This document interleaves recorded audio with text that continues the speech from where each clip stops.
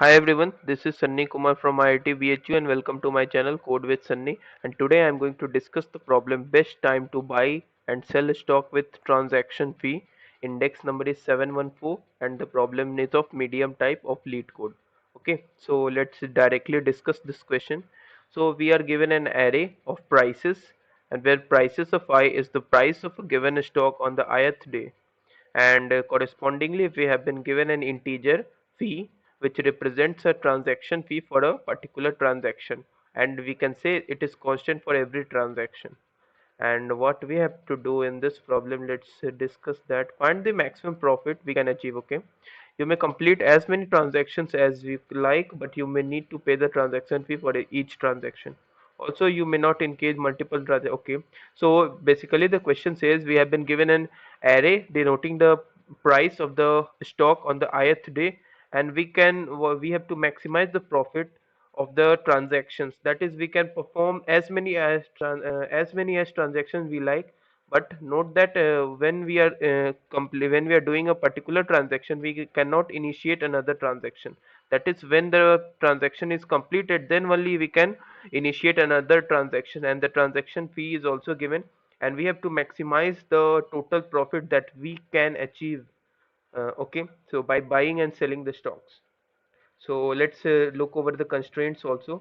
Prices length, that is number of days, is going to vary into 5 into 10 power 4, and fees and prices is going to vary up to this also. So it is obvious that the O of n square solution would not work. So we must think of an O of n log n solution, or you can say O of n solution, which would be much better. So let's move further to analyze this question in a deeper way. Okay, so let's move further.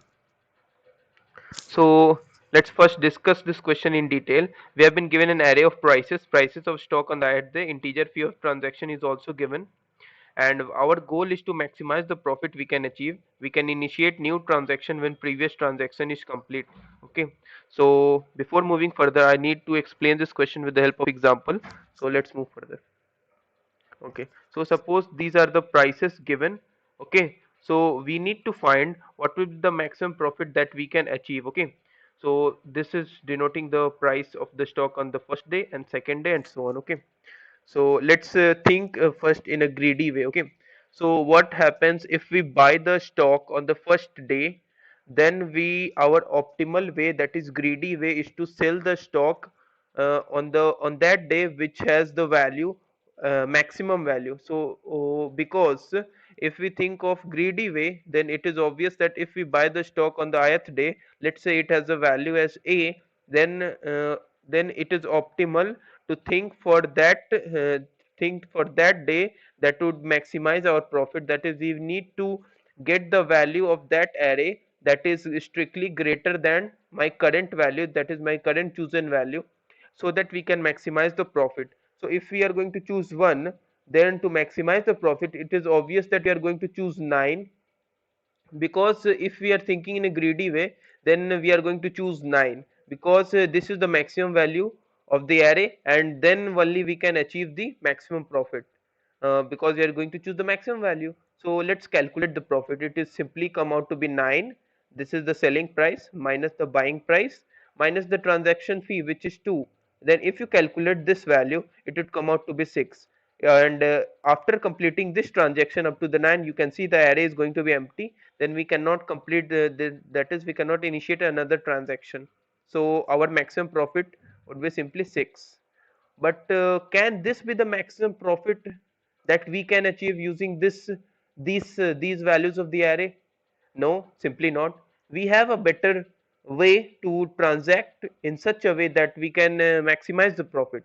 So let's understand that also. So suppose let me buy the stock on the first day.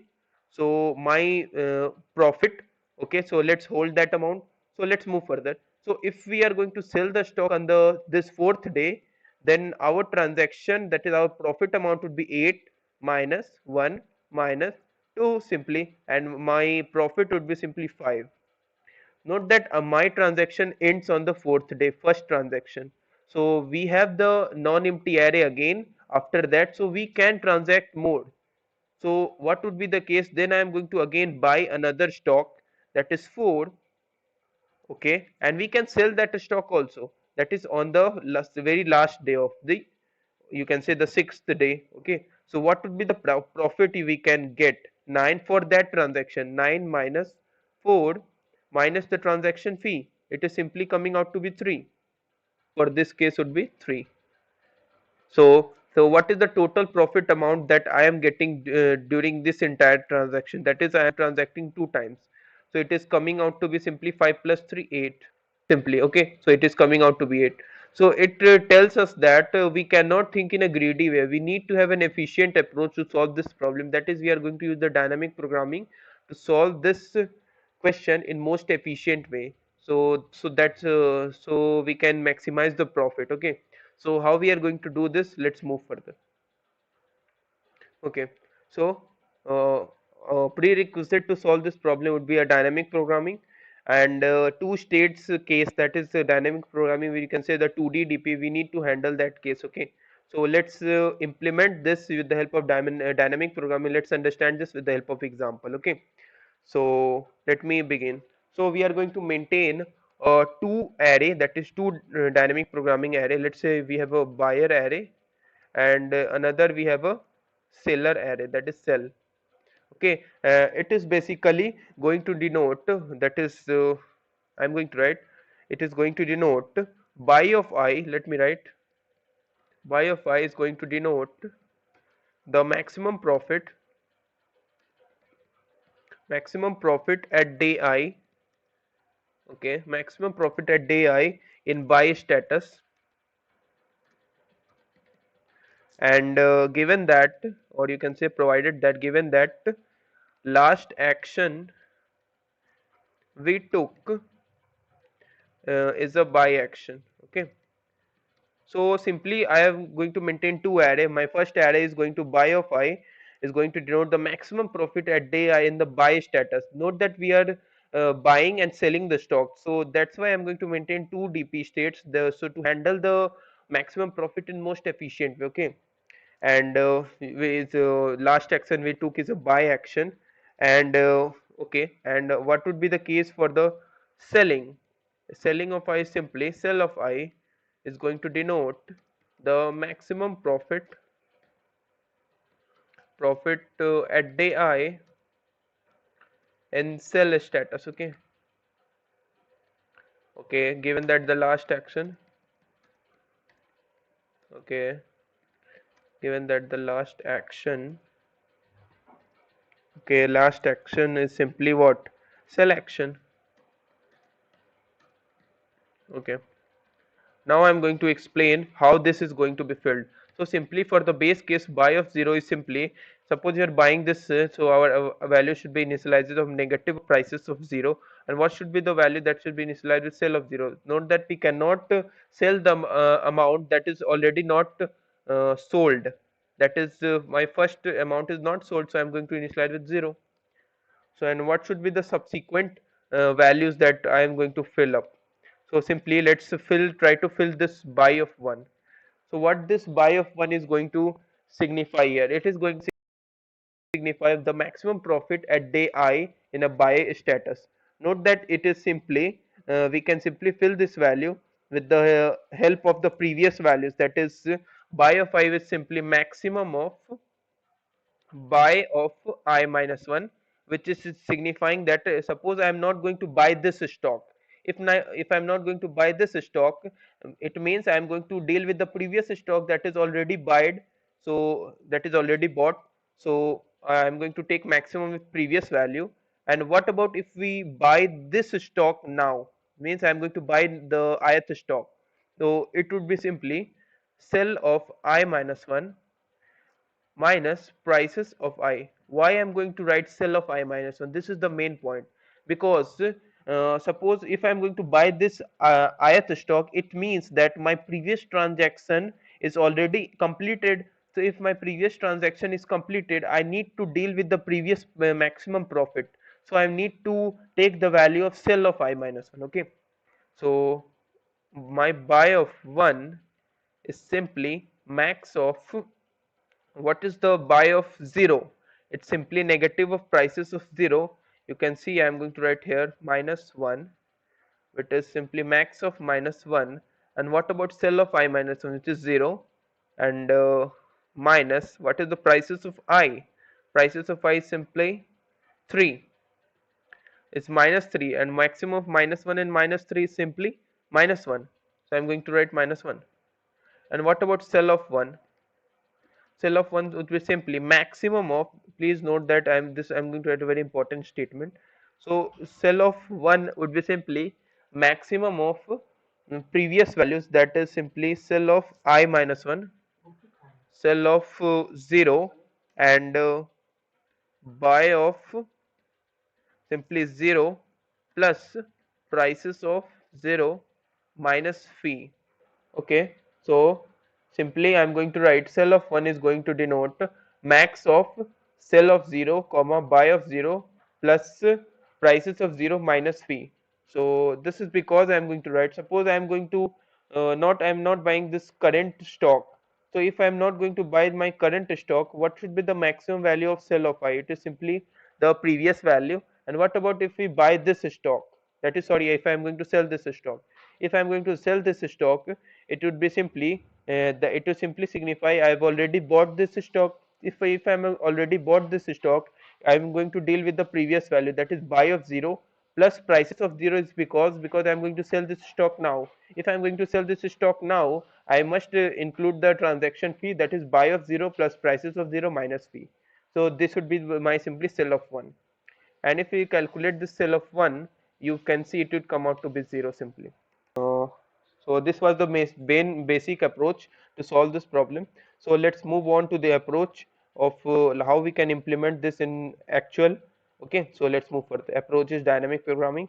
Maximum profit can be calculated by maintaining two states, that is buy status, maximum profit at day I in the buy status, provided that the last action is a buy action at day k less than equal to I, and we have the right to sell at day I plus 1 or do nothing. Okay, so also sell status would be going to signify maximum profit at day I in sell status, provided that last action is a sell action at day k less than equal to I. Okay, and what should be the base case is negative prices of 0 for buy of 0 and sell of 0 is simply 0. Our DP transformation would be like, for any ith state, buy of I is maximum of buy of I minus 1 and sell of I minus 1 minus prices of I. Buy of I minus 1 because if I am not going to buy my current stock, and if I am going to buy my current stock, what would be the maximum profit of the previous transaction, that is sell of I minus 1, and minus prices of I because I am going to buy my current stock. And what would be the sell of I? Sell of I would be simply maximum of sell of I minus 1 because I'm not going to sell the current stock now. And if I'm going to sell the current stock now, it would be simply buy of I minus 1, the previous bought stock, plus prices of I because I'm going to sell the current stock now, and minus fee transaction amount. Okay, answer would be simply the sell of last day. Okay, and time complexity will be O of n, and space complexity will be O of n or O of 1. We can use any of them, it doesn't matter, because if I'm going to use the variables, it would come out to be O of 1 simply. So let's move further to coding part. Okay, so let's see how we are going to code this. Okay, so let me maximize this, or if you can say make this screen bigger. So let's write the efficient code. So let me maintain the first, let's say, prices dot size. Okay, now I'm going to write, if my n is going to be less than 2, it would simply our answer would be 0. And what about my DP states, that is I'm going to define two dynamic programming states, define two dynamic programming states.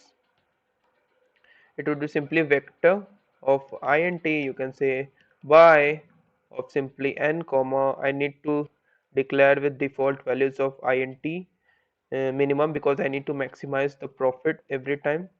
And also I'm going to signify vector int cell of n comma int minimum. Also let's define the base case also. Base case would be simply let me write, when first item, you can say when first item is going to be bought, then I can say buy of 0 would be simply negative of prices of 0, And what about if first okay, for selling item I'm going to write first item cannot be sold, first item can't be sell, we can't sell first item, so sell of 0 would be simply 0. Okay, so let us iterate over the array, or you can say iterate and fill up the all the values of dp. So I'm going to write for int I equals to 1, I less than n, and I plus plus, and let's fill up the values. Okay, so let me give some space here, then come up for it. Okay, so let's fill up the values. So let me comment down first, right? Persons do nothing. So if I'm going to do nothing, and or there are two states, that is if person buys the stock from previous maximum sale status. So it would be simply buy of I would be maximum of buy of I minus 1, and it would be simply if I'm going to buy my stock now, sell of I minus 1 and negative of prices of I. Okay, simply. And what about how can we can fill the selling sell of I? Simply person sells the stock.